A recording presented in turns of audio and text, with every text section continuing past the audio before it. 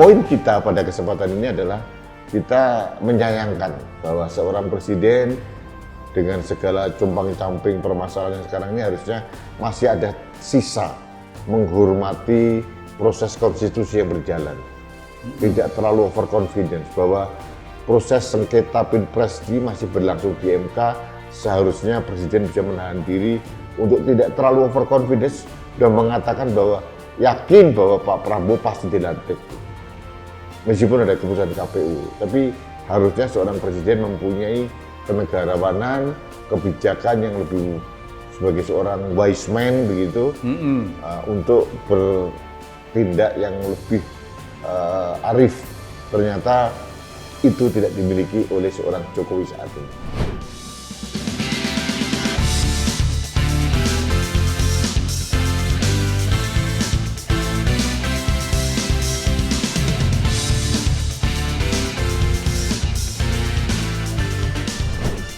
Halo sahabat Indonesia, kita bertemu kembali dalam kanal Anak Bangsa Podcast edisi Rasan-Rasan bersama Kang Sobari. Beliau ini lama tidak muncul karena nengok cucu di Fukuoka, Jepang. Di Jepun. Berapa hari, Mas? 2 minggu, enggak terlalu lama. Anak-anak cucu sehat? Alhamdulillah. Pasti mereka senang senang. Manggilnya Eyang, Kakung? Mbah. Akung. Akung. Akung sama Uti datang dua-duanya. Luar biasa. Beliau datang dari Jepang kira-kira berapa hari yang lalu. Saya dapat hadiah. Wah, luar biasa. 2 hari yang khas lalu. Jepang.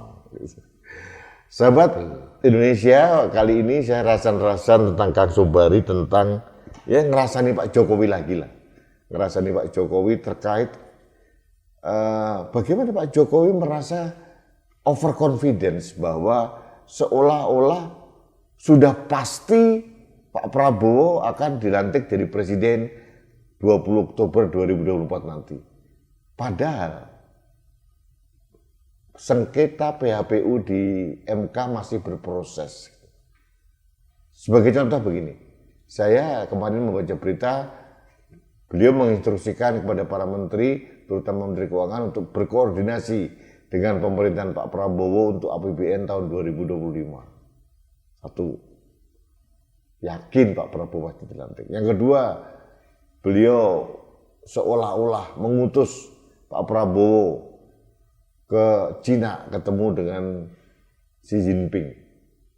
Meskipun dikemas kunjungan Menhan, tapi seperti bak kunjungan seorang presiden gitu. Padahal belum dilantik secara resmi. Meskipun sudah diumumkan oleh KPU sebagai pemenang, tapi kan ada sengketa. Artinya saya melihat presiden ini seolah-olah menafikan atau overconfident terhadap hasil apapun di MK nanti. Nah, untuk itu saya mau berbicara sama Kang Sobari. Ya. Kang. Iya, Gus. Ya apa kayak gini nih? Ya, Jokowi tidak bisa lain kecuali overconfident. Oh gitu ya? Ya, tidak bisa lain karena segala senario itu kan dia yang susun. Dan senario tentang anaknya jadi wapres itu disusun sudah lama. Disusun sudah lama, diam-diam, seolah-olah segalanya nih barang dadakan.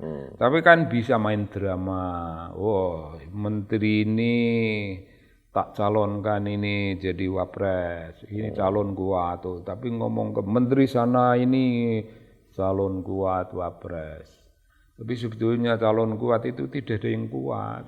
Angin surga. Itu angin mamiri lah lebih baik itu. Angin mamiri dari Makassar lah gitu ya kan. Jadi itu angin surganya politik, angin mamirinya politik. Itu kebohongan politik. Tipu daya politik namanya. Tipu daya.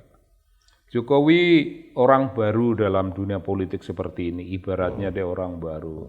Tapi sudah memainkannya dengan sebutan itu ya, skillfully playing the whole political role. Betul. Skillfully, betul. Ada yang mengatakan Pak Jokowi itu menerapkan ajaran Machiavelli gaya Jawa. Iyalah, Bisa. Kang Sobari setuju? Setuju. Saya setuju sama Romo Manyies juga. Iya. Romo Manyies kan mengatakan hal yang kurang lebih Mafia. semacam, iya, Seperti pemimpin mafia. iya, macam gitu. Jokowi tidak punya rosorisi. Padahal itu kekuatan moralitas Jawa itu pada rosorisi. Jadi rosorisi itu kalau dia tidak usah menipu PDIP, gitu ya, tidak usah mencelakai PDIP dan sejenisnya, itu mulia. Mulia, apapun akhir dari masa jabatannya, itu yang mulia. Kalau ini kan penuh pertanyaan besar. Saya kira ini tidak akan mulia, akhirnya tidak akan mulia. Karena sekarang saja sudah tidak mulia. Tandanya apa? Mas, Tandanya kita semua yang dulu mendukung dia meninggalkan semua. Meninggalkan dengan rasa gondok, marah dan caci maki. Mas, tadi bicara orang Jawa rosorisi ya. Iya. Kebetulan kita dua-duanya orang Jawa ini. Mungkin rosorisi itu hanya dimiliki kalau dia merasa rakyat. Kalau dia merasa Pak Jokowi merasa raja kan, raja di Jawa itu kan nggak ada rosorisi. Dia penguasa etik. Iya, itu kan konvensi. Kalau seseorang menjadi raja di zaman demokrasi, kan dia bisa menerabas aturan konvensi yang tidak ramah terhadap lingkungan politik dalam hubungannya dengan rakyat. Itu namanya rujak jeruk itu, Bung. Kalau di dunia wayang. Rujak jeruk. Rujak jeruk itu tetembangan. Artinya apa? Ya ini itu tembang. Rosorisi suwe ora ditili ya mas ya ben janji kopen ojo eneng lah kayak gitu aku lupa.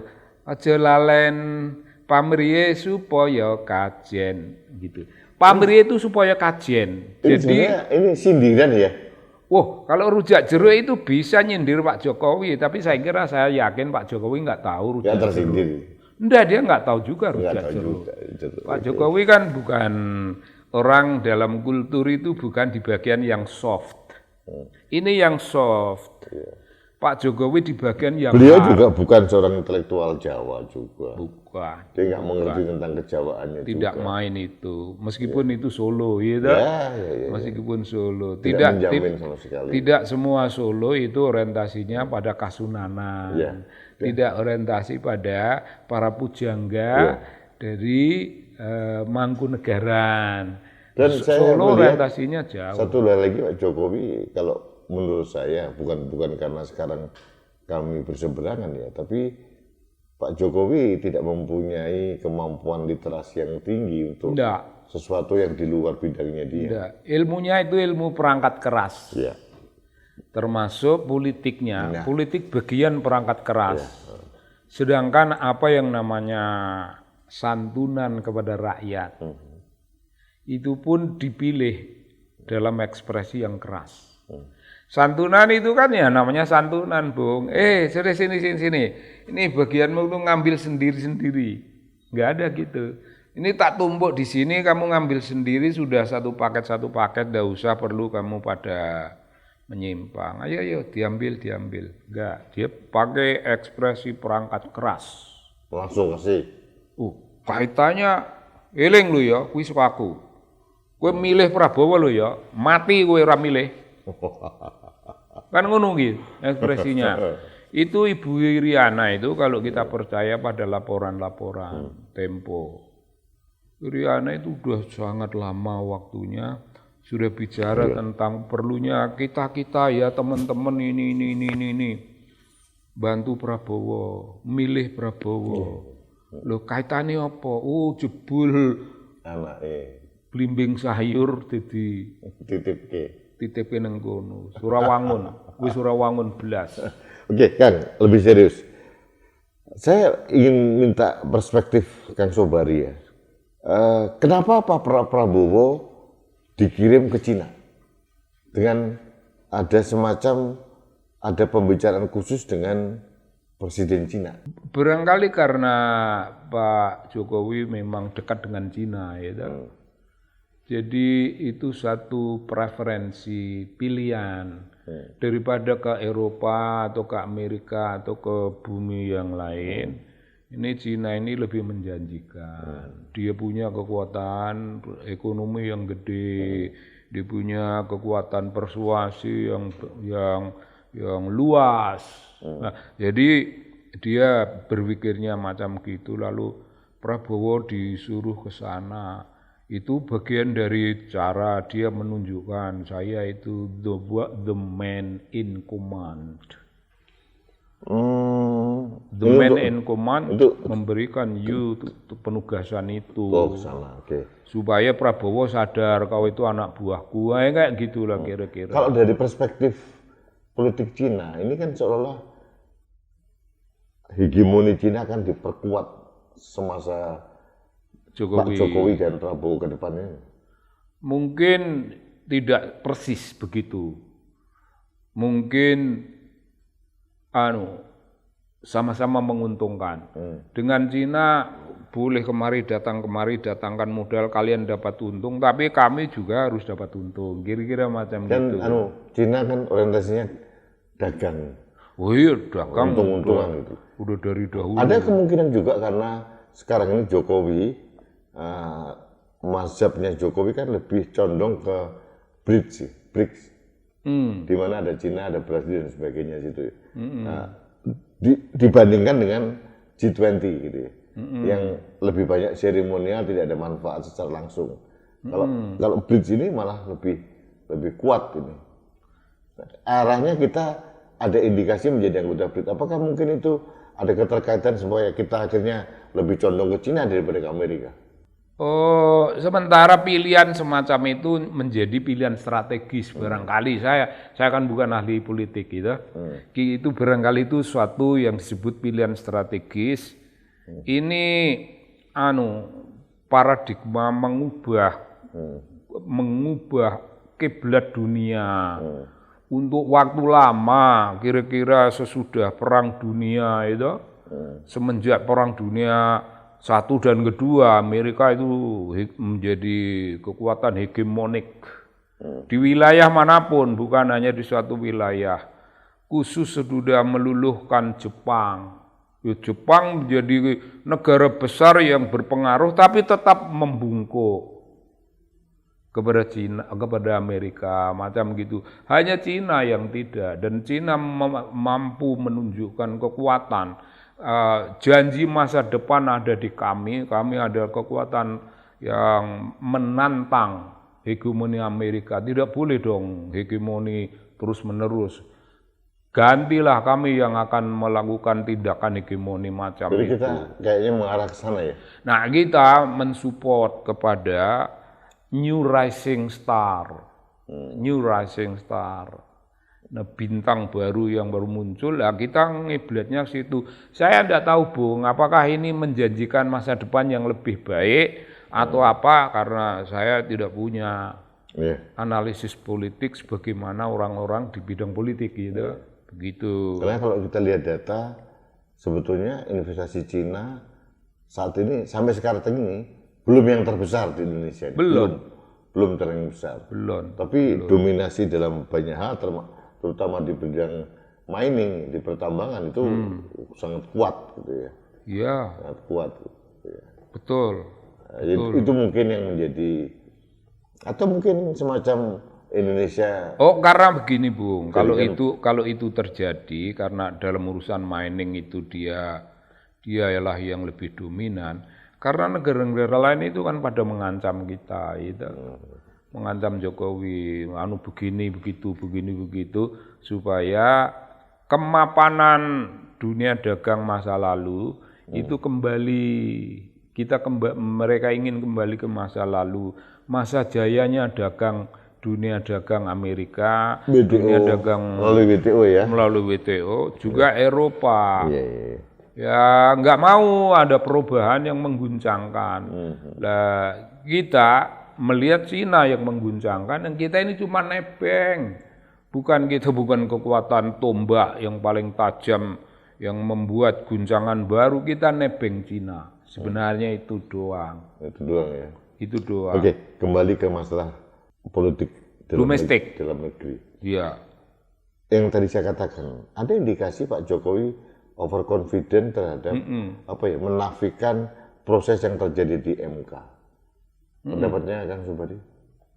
Loh, MK itu menjadi begitu karena ketuanya dulu kan ipar. Ketuanya diberi instruksi. Sekarang kan sang adik ipar ini kan tidak terlibat ya dalam sengketa pilpres Ya ini. baguslah. Nah, apakah Jokowi masih merasa confidence bahwa dia bisa mengatur MK gitu? Kalau hal ini saya tidak tahu. Mungkin sekalipun tidak bisa mengatur, tapi Jokowi punya koin-koin, punya bidak-bidak yang ditempatkan bukan di dalam MK, tapi bidak-bidaknya itu pemikiran tentang ini ada menteri, ini menteri, anu yang akan bersaksi di sana dan tidak akan memberatkan dia. Tapi menurut saya MK ini sesudah hancur luluh di tangan siapa itu? Usman itu gitu. Iya, sesudah hancur luluh di tangan itu. Sekarang di tangan penggantinya ini mesti membalikkan paradigm yang baru, dibalikkan. MK adalah suara kerakyatan, MK adalah suara demokrasi, MK ini pembela kepentingan republik, bukan kepentingan suatu golongan, suatu keluarga. Mustinya itu. Kalau MK sekarang ini biarpun kelihatannya mau begini begitu, tapi gejalanya ya mohon maaf, kok itu gejalanya makin tampak seperti juga hanya dolanan. Mas Subari, rasa-rasanya ngono? Ya, kalau begitu keadaannya sesudah menyaksikan kesaksian orang-orang itu. Apalagi orang kayak si Kodari juga ditanya dalam kesaksian situ.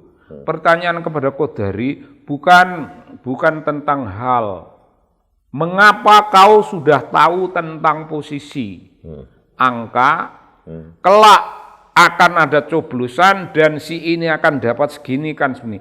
Kalau itu yang ditanya, kelihatannya itu tidak ditanya. Ditanya hanya perkara-perkara legal formal.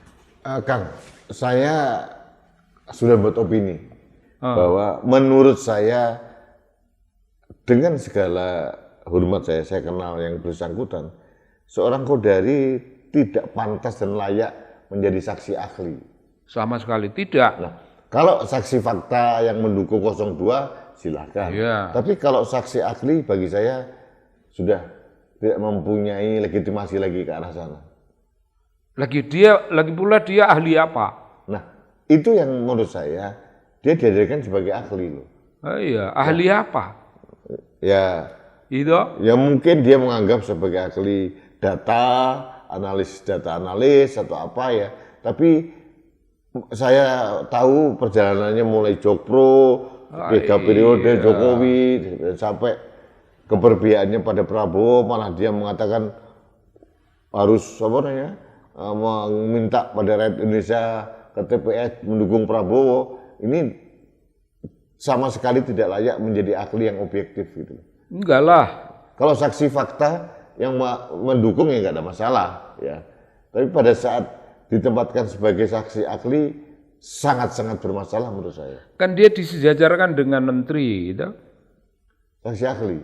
Iya. Ya, Kan aneh kedudukannya dan dipanggil itu dalam satu deretan ketika menteri ini dipanggil. Ya, sebelumnya kemudian dari sebelumnya. Ya, Dari sebelumnya ya. kemudian dia kan satu leverage.